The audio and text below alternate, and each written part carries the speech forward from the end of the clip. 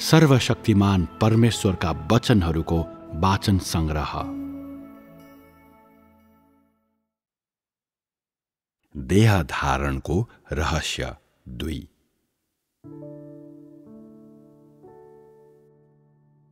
त्यो बेला जब येशूले यहुदियामा काम गर्नुभयो, उहाँले खुल्लम खुल्ला काम गर्नुभयो।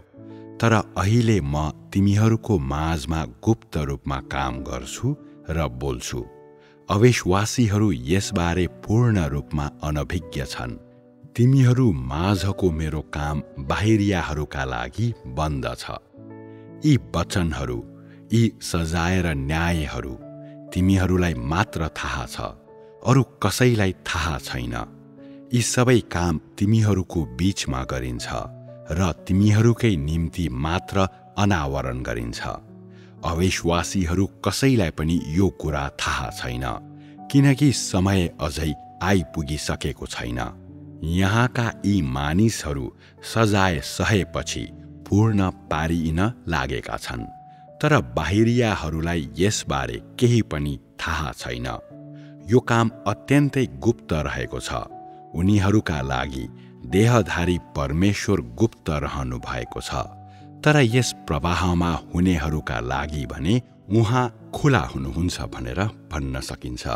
परमेश्वरमा भएका सबै कुरा खुला छन्, सबै प्रकट भएका छन् र सबै स्वतन्त्र पारिएका छन्। तैपनि यो कुरा उहाँमा विश्वास गर्नेहरूका लागि मात्र सत्य छ।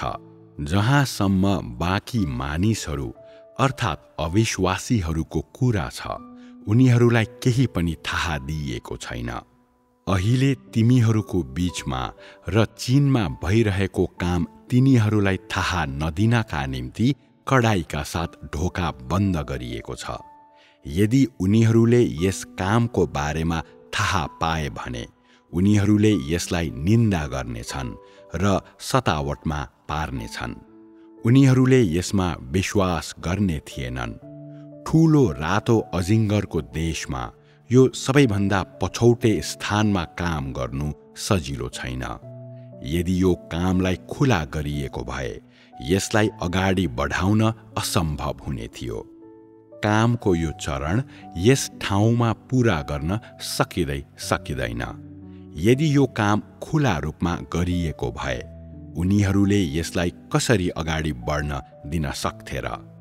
के त्यसले कामलाई अझ बढी जोखिममा पार्ने थिएन र?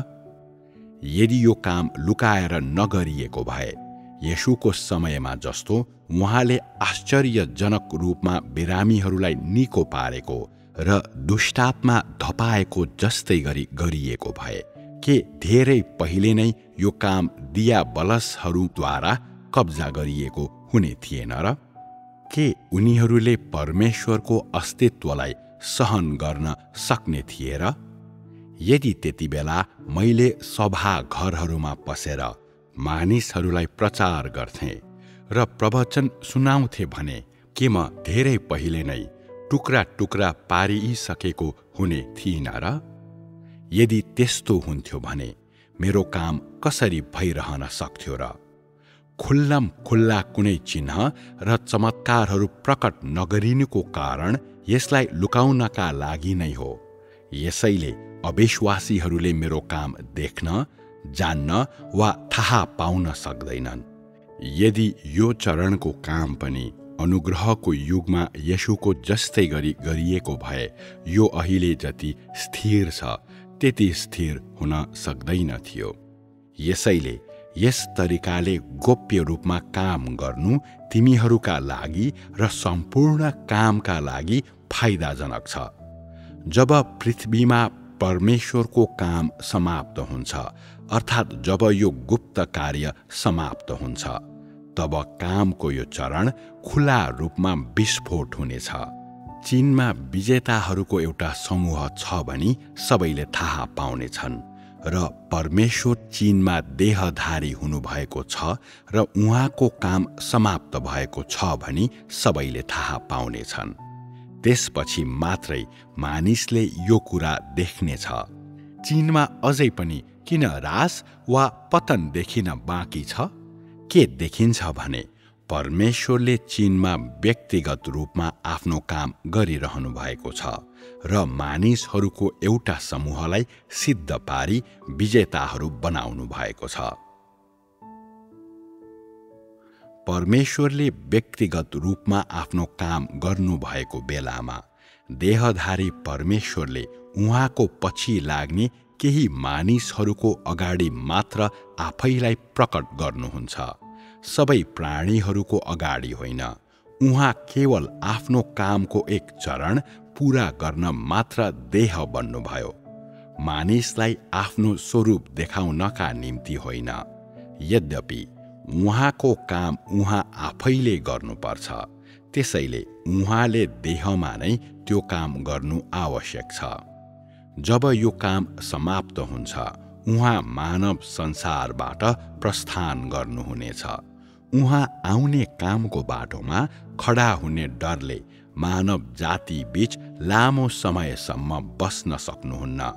उहाँले भिडलाई उहाँको धर्मी स्वभाव र उहाँका सबै कामहरू मात्र देखाउनु भएको छ र उहाँ दुई पटक देह बन्नु भएको स्वरूप देखाउनु भएको छैन, किनकि परमेश्वरको स्वरूपलाई उहाँको स्वभावद्वारा मात्र देखाउन सकिन्छ र उहाँको देहधारी शरीरले त्यसको स्थान लिन सक्दैन। उहाँको देहको स्वरूप सीमित मानिसहरूलाई मात्र देखाइन्छ। उहाँले देहमा काम गर्नुहुँदा उहाँको पछि लाग्नेहरूलाई मात्र देखाइन्छ। यसैले अहिले भइरहेको काम गोप्य रूपमा गरिन्छ। त्यसरी नै जब येशूले आफ्नो काम गर्नुभयो, तब उहाँले आफूलाई यहुदी कहाँ मात्र देखाउनुभयो र अरू कुनै पनि जातिको सामु आफैलाई खुल्लम खुल्ला कहिल्यै देखाउनु भएन। यसरी उहाँले आफ्नो काम सिद्ध्याइसक्नु भएपछि उहाँ मानिसको संसारबाट तुरुन्तै जानुभयो र त्यहाँ बसिरहनु भएन। पछि आफैलाई प्रकट गर्नुहुने उहाँ मानिसको स्वरूप हुनुहुन्न थियो, तर पवित्र आत्मा हुनुहुन्थ्यो, जसले प्रत्यक्ष रूपमा काम गर्नुभयो। जब देहधारी परमेश्वरको काम पूर्ण रूपमा समाप्त हुन्छ, उहाँ मरणशील संसारबाट जानुहुन्छ र उहाँले देहमा हुँदा जुन काम गर्नुभयो त्यो काम फेरि कहिल्यै गर्नुहुने छैन। त्यसपछि सबै काम पवित्र आत्माले नै प्रत्यक्ष रूपमा गर्नुहुनेछ। यस अवधिमा मानिसले उहाँको शारीरिक स्वरूपलाई मुस्किलले मात्रै देख्न सक्छ। उहाँले आफूलाई मानिस सामु कुनै पनि हालतमा देखाउनुहुन्न, सदा सर्वदाका लागि गुप्त रहनुहुन्छ। देहधारी परमेश्वरको कामको समय सीमित छ। यो एक निश्चित युग, अवधि, जाति र विशेष मानिसहरूमाझ पूरा गरिन्छ। यो कामले केवल परमेश्वरले देह धारण गर्नुभएको अवधिमा गरिएको कार्यलाई मात्रै प्रतिनिधित्व गर्छ। यसले एउटा युगको प्रतिनिधित्व गर्छ र यसले एक विशेष युगमा परमेश्वरका आत्माको कामलाई प्रतिनिधित्व गर्छ र उहाँको सम्पूर्ण कार्यलाई होइन। त्यसैले देहधारी परमेश्वरको स्वरूप सबै मानिसलाई देखाइने छैन। भिडलाई जे देखाइन्छ त्यो उहाँ दुईचोटि देह बन्नुहुँदाको उहाँको स्वरूप होइन, बरु परमेश्वरको धार्मिकता र उहाँको सम्पूर्ण स्वभाव हो। मानिसलाई देखाइएको यो स्वरूप एउटै र एक्लो स्वरूप होइन, न त दुईवटा मिश्रित स्वरूपहरू नै हो। त्यसकारण परमेश्वरको देहधारी शरीरले आफूले गर्नुपर्ने काम पूरा गरेपछि यस पृथ्वीबाट प्रस्थान गर्नु अनिवार्य छ, किनकि उहाँ आफूले गर्नुपर्ने काम गर्न मात्र आउनुहुन्छ, मानिसहरूलाई आफ्नो स्वरूप देखाउन होइन। देह धारणको महत्त्वलाई परमेश्वरले दुई पटक देह बनेर पूरा गरिसक्नु भएको छ, तापनि उहाँलाई यसअघि कहिले नदेख्ने कुनै पनि जातिको सामु उहाँले आफूलाई खुल्लम खुल्ला प्रकट गर्नुहुने छैन। येशू फेरि कहिले पनि आफूलाई धार्मिकताको सूर्यको रूपमा यहुदीहरू सामु देखा पर्नुहुने छैन। न त उहाँ जैतुन डाँडाको टुप्पामा खडा भएर सबै मानिसहरूको सामु देखा नै पर्नुहुनेछ।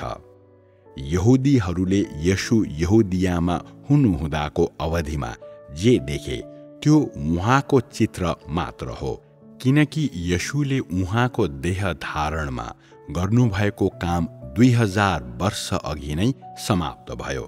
उहाँ एक यहुदीको रूपमा यहुदियामा फर्कनुहुने छैन। उहाँले आफैलाई कुनै पनि अन्य जातिका मानिसहरू कहाँ प्रकट गर्नुहुनेछ भन्ने कुरा त कल्पनै नगरौँ, किनकि देहधारी येशूको स्वरूप एक यहुदीको स्वरूप मात्र हो र यूहन्नाले देखेका मानिसको पुत्रको स्वरूप होइन। येशूले आफ्ना चेलाहरूलाई उहाँ फेरि आउनुहुनेछ भनेर प्रतिज्ञा गर्नु भए पनि उहाँले आफैलाई ती सबै अन्य जाति राष्ट्रहरूमा एक यहुदीको रूपमा प्रकट गर्नुहुने छैन।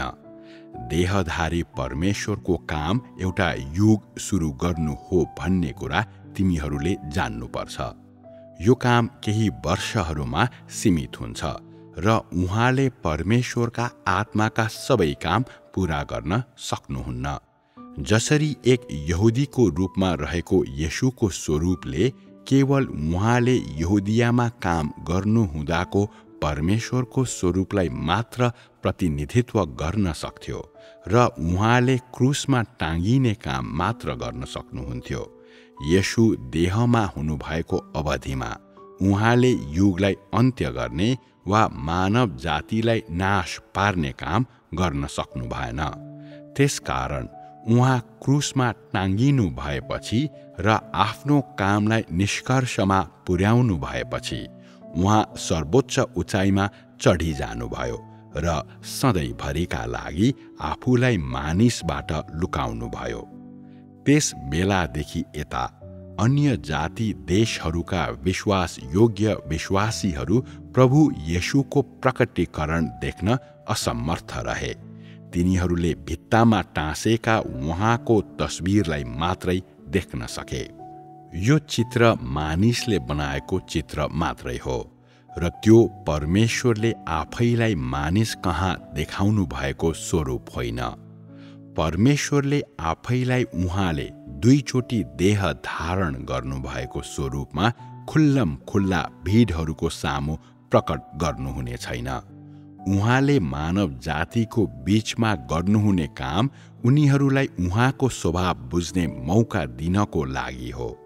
यी सबै कुरा मानिसलाई विभिन्न युगहरूको कामद्वारा देखाइन्छ। यो येशूको स्वरूप प्रकटीकरणद्वारा नभई उहाँले प्रकट गर्नुभएको स्वभाव र उहाँले गर्नुभएका कामद्वारा पूरा हुन्छ। यो भनेको के हो भने मानिसको निम्ति परमेश्वरको स्वरूपलाई देहधारी स्वरूपद्वारा नभई स्वरूप र रूप दुवै हुने देहधारी परमेश्वरले गर्नुभएको कामद्वारा चिनाइन्छ र उहाँको कामद्वारा उहाँको स्वरूप देखाइन्छ र उहाँको स्वभावलाई प्रकट गरिन्छ। उहाँले देहमा गर्न चाहनु भएको कामको महत्त्व यही हो। जब परमेश्वरका दुईवटा देह धारणका काम समाप्त हुन्छ तब उहाँले अविश्वासीहरूका सबै राष्ट्रहरूभरि आफ्नो धार्मिक स्वभाव देखाउन सुरु गर्नुहुनेछ र भीडलाई उहाँको स्वरूप देख्न दिनुहुनेछ। उहाँले आफ्नो स्वभाव प्रकट गर्नुहुनेछ र यस माध्यमद्वारा मानिसका विभिन्न वर्गहरूको अन्त्य भएको स्पष्ट पार्नुहुनेछ र यसरी पुरानो युगलाई पूर्ण रूपमा अन्त्य गर्नुहुनेछ। उहाँले देहमा गर्नुभएको काम धेरै क्षेत्रमा भएन। जसरी येशूले यहुदियामा मात्रै काम गर्नुभयो र आज म केवल तिमीहरूको बीचमा काम गर्छु, किनकि देहमा उहाँले गर्नुहुने कामहरूको सीमा र हदहरू छन्। उहाँले एक साधारण र सामान्य मानिसको स्वरूपमा छोटो समयका निम्ति काम गर्दै हुनुहुन्छ। उहाँले अनन्तको काम गर्न वा अविश्वासी राष्ट्रका मानिसहरूको सामु देखा पर्न देहधारी शरीरको प्रयोग गरिरहनु भएको छैन। देहको काम क्षेत्रमा सीमित मात्र हुन सक्छ, जस्तै केवल यहुदियामा वा केवल तिमीहरूका बीचमा मात्रै काम गर्नु। त्यसपछि यी सीमाहरूभित्र गरिएको कामद्वारा यसको दायरा विस्तार गर्न सकिन्छ। निश्चय नै विस्तारको काम सिधै उहाँका आत्माद्वारा गरिन्छ। त्यसपछि यो काम अब उपरान्त उहाँको देहधारी शरीरको काम हुने छैन, किनकि देहको कामका सीमाहरू हुन्छन् र त्यो ब्रह्माण्डका सबै कुनासम्म फैलन सक्दैन। यसले यस्तो उपलब्धि हासिल गर्न सक्दैन। देहमा गरिने कामद्वारा उहाँका आत्माले त्यसपछिको काम गर्नुहुन्छ। त्यसकारण देहमा गरिएको काम उद्घाटन प्रकृतिको हुन्छ, जुन निश्चित सीमाहरूभित्र गरिन्छ। त्यसपछि उहाँका आत्माले यो काम अगाडि बढाउनुहुन्छ र उहाँले विस्तारित क्षेत्रमा त्यो काम गर्नुहुन्छ। परमेश्वर युगलाई डोर्याउनको लागि मात्रै पृथ्वीमा काम गर्न आउनुहुन्छ। उहाँले एउटा नयाँ युग सुरु गर्ने र पुरानो युगलाई समाप्त गर्ने मात्र अभिप्राय राख्नुहुन्छ। उहाँ पृथ्वीमा कुनै मानिसको जीवन बिताउन, मानव संसारको जीवनको आनन्द र दुःखहरू आफै अनुभव गर्न वा आफ्नै हातद्वारा कुनै निश्चित व्यक्तिलाई सिद्ध बनाउन वा कुनै व्यक्ति बढ्दै गएको व्यक्तिगत रूपमा हेर्न आउनु भएको होइन। यो उहाँको काम होइन। उहाँको काम भनेको नयाँ युगलाई सुरु गर्नु र पुरानोलाई अन्त्य गर्नु मात्रै हो। अर्थात् उहाँले व्यक्तिगत रूपमा एउटा युगको सुरु गर्नुहुनेछ, व्यक्तिगत रूपमा अर्कोलाई अन्त्य गर्नुहुन्छ र व्यक्तिगत रूपले आफ्नो काम गरी शैतानलाई पराजित गर्नुहुनेछ। प्रत्येक चोटि जब उहाँले आफ्नो काम व्यक्तिगत रूपमा गर्नुहुन्छ, तब त्यो उहाँले युद्धको मैदानमा खुट्टा टेक्नु भएको जस्तो हुन्छ। सर्वप्रथम देहमा हुँदा उहाँले संसारलाई परास्त गर्नुहुन्छ र शैतानमाथि विजयी बन्नुहुन्छ। उहाँले सम्पूर्ण महिमा लिनुहुन्छ र 2000 वर्षको सम्पूर्ण कामको पर्दा उठाउनुहुन्छ, जसले गर्दा पृथ्वीमा सबै मानिसले हिँड्ने सही मार्ग र जिउनका निम्ति शान्ति र आनन्दको जीवन पाउन सक्छन्।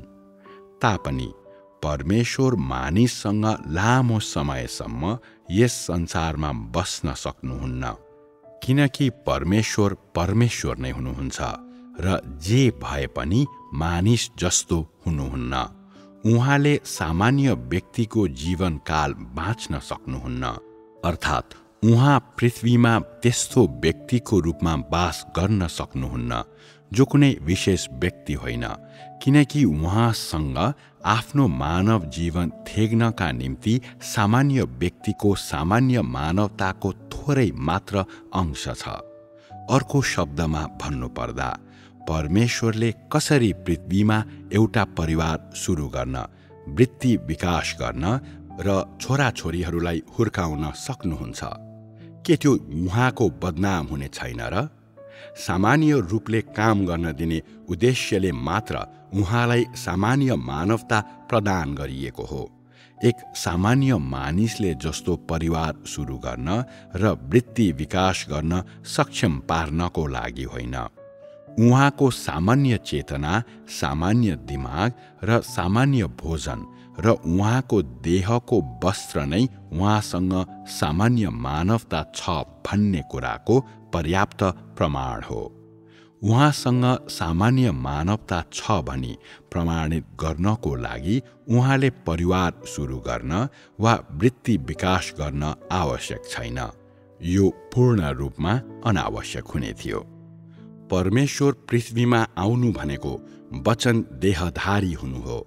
उहाँले मानिसलाई उहाँको वचन बुझ्न र उहाँको वचन हेर्न दिइरहनु भएको छ, अर्थात् देहले गरेको काम मानिसलाई हेर्न दिइरहनु भएको छ। मानिसहरूले उहाँको देहलाई कुनै खास तरिकाले व्यवहार गरून् भन्ने होइन, बरु मानिसले आखिरीसम्म आज्ञा पालन गरोस्, अर्थात् उहाँको मुखबाट निस्केका सबै वचन पालन गरोस् र उहाँले गर्नुहुने सबै काममा समर्पित होस् भन्ने उहाँको उद्देश्य हो। उहाँले देहमा रही केवल काम गरिरहनु भएको छ। उहाँले जानाजानी मानिसलाई उहाँको देहको महानता र पवित्रताको बढाइ गर्न भनिरहनु भएको छैन, बरु उहाँले मानिसलाई उहाँको कामको ज्ञान बुद्धि र उहाँको सम्पूर्ण अख्तियार देखाउँदै हुनुहुन्छ। त्यसकारण उहाँसित उत्कृष्ट मानवता भए पनि उहाँले कुनै घोषणा गर्नुहुन्न। उहाँले गर्नुपर्ने काममा मात्र ध्यान केन्द्रित गर्नुहुन्छ। परमेश्वर किन देहधारी हुनुभयो, तर पनि उहाँले आफ्नो सामान्य मानवताको किन प्रचार गर्नुहुन्न वा गवाही दिनुहुन्न? केवल आफूले गर्न चाहनुभएको काम मात्र गर्नुहुन्छ भन्ने कुरा तिमीहरूलाई थाहा हुनुपर्छ। त्यसकारण तिमीहरूले देहधारी परमेश्वरबाट देख्न सक्ने भनेको उहाँ ईश्वरीय रूपमा जो हुनुहुन्छ त्यही मात्र हो। यसको कारण के हो भने मानिसले अनुकरण गर्न सकोस् भनेर उहाँले उहाँ मानिसको रूपमा जे हुनुहुन्छ सो कहिले पनि घोषणा गर्नुहुन्न। जब मानिसले मानिसहरूलाई डोर्याउँछ तब मात्र उसले प्रशंसा र सङ्कल्प प्राप्त गर्दै अरूको नेतृत्व प्राप्त गर्नको लागि मानिसको रूपमा ऊ को हो भनी बताउँछ। यसको विपरीत परमेश्वरले उहाँको कामद्वारा मात्रै मानिसलाई जित्नुहुन्छ, अर्थात् मानिसले प्राप्त गर्न नसक्ने काम। उहाँलाई कुनै मानिसले प्रशंसा गर्नु वा उहाँले मानिसलाई उहाँको श्रद्धा गर्ने बनाउनुको कुनै अर्थ छैन। उहाँले मानिसभित्र उहाँप्रति श्रद्धाको भाव वा उहाँको अथाहपनको भाव मात्रै स्थापित गरिदिनुहुन्छ। परमेश्वरले मानिसलाई प्रभावित पारिरहनुको कुनै आवश्यकता छैन। तैँले उहाँको स्वभाव देखेपछि उहाँलाई आदर गरिस् भने उहाँलाई पुग्छ। परमेश्वरले गर्नुहुने काम उहाँकै हो। मानिसले उहाँको सट्टामा यो काम गर्न सक्दैन, न त मानिसले यसलाई प्राप्त नै गर्न सक्छ। परमेश्वरले मात्रै आफ्नो काम आफै गरेर मानिसलाई नयाँ जीवनमा लैजानका निम्ति नयाँ युगको प्रारम्भ गर्नुहुन्छ। उहाँले गर्नुहुने काम भनेको मानिसलाई नयाँ जीवन धारण गर्न र नयाँ युगमा प्रवेश गर्न सक्ने तुल्याउनु हो। बाँकी काम सामान्य मानवता भएका ती व्यक्तिहरूलाई सुम्पिएको छ जसलाई अरूले इज्जत गर्छन्। त्यसकारण अनुग्रहको युगमा उहाँले 2000 वर्षको काम आफ्नो 33 वर्षको देहबाट मात्र 3.5 वर्षमा पूरा गर्नुभयो। जब परमेश्वर पृथ्वीमा आफ्नो काम पूरा गर्न आउनुहुन्छ, उहाँले जहिले पनि केही वर्षको छोटो अवधिभित्र 2000 वर्षको वा एउटा सम्पूर्ण युगको काम पूरा गर्नुहुन्छ। उहाँ रोकिनुहुन्न र उहाँले ढिलाइ गर्नुहुन्न। धेरै वर्षको काम केही वर्षभित्रै पूरा होस् भनेर उहाँले केवल त्यसलाई छोट्याउनुहुन्छ। यसको कारण के हो भने उहाँले व्यक्तिगत रूपमा जुन काम गर्नुहुन्छ त्यो पूर्ण रूपमा नयाँ बाटो खोल्न र नयाँ युगतिर डोर्याउनका निम्ति हुन्छ।